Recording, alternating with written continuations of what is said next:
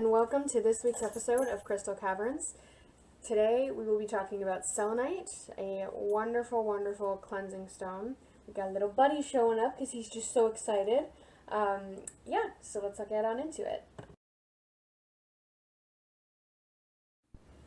So what is selenite? Selenite is the crystal form of gypsum, which is what they use in drywall and things like that. They are formed from calcium sulfate dihydrate, and the formula for it is CaS04-2H20. They are 2 on the Mohs hardness scale, and because they are so not durable, we'll say, because they're so fragile, they are not safe for food or water. They splinter a lot, so especially if you have a raw piece, you'll notice that as soon as you start holding it, it will just start coming apart in your hands. And when it comes to the sun, I don't recommend putting it in the sun. It is another one of those stones that can fade in sunlight. However, personally, I don't see a point to put it in the sun because it's self-cleansing as is. So on that side, it's actually a really good trade-off. So the variations you can find selenite in are things like satin spar, desert rose, and gypsum flowers. These are all in the same mineral family, but when you look at some that are very similar, like selenite and satin spar, selenite tends to be more clear in color, whereas satin spar tends to be more white. In the market, you'll find satin spar being labeled as selenite a lot more often than you'll see true selenite. Some people get very picky on distinguishing that difference, but realistically, it's the same mineral. It's just the amount of opacity that's in it. But yeah, they're all really good and serve the same purpose. So as mentioned before, selenite is self-cleansing. It is an amazing stone when it comes to purification, peace, mental clarity, mental well-being, and connection to the higher realms as well.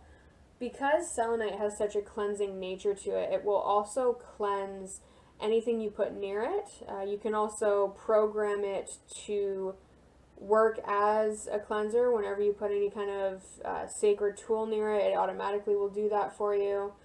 It's a really good stone that is easy to work with energetically and gives you a really big energetic payoff. With selenite is really good for cleansing and purification, as I'd already said. Connecting with the divine and the higher selves. It's really good for peace and chakra alignment too. So if you ever find that you're just so blah, meditating with selenite is probably a good way to go. So selenite is similar to sage in that you can use it to cleanse a space by, waving it around. It's also really good for cleansing any magical tools that you use in your practice. And I find that it's really good for connecting grids. So when I do my crystal grids, I'll take, a selenite one and I'll tap each one to the connector. And in conjunction with that, any other kind of magical workings that you're doing, selenite will help to empower that and cleanse that from any harmful energy that might be sitting around. And on that same line, I do use it to create my circles as well. So I tend to use selenite as more of a functional stone that I actually work with on a set routine versus a stone that I'll just sit and feel the energies of, if that makes sense. And that'll be it for today's episode. Thank you for joining me in this week's episode of Crystal Caverns. In the works, I do have some collabs coming.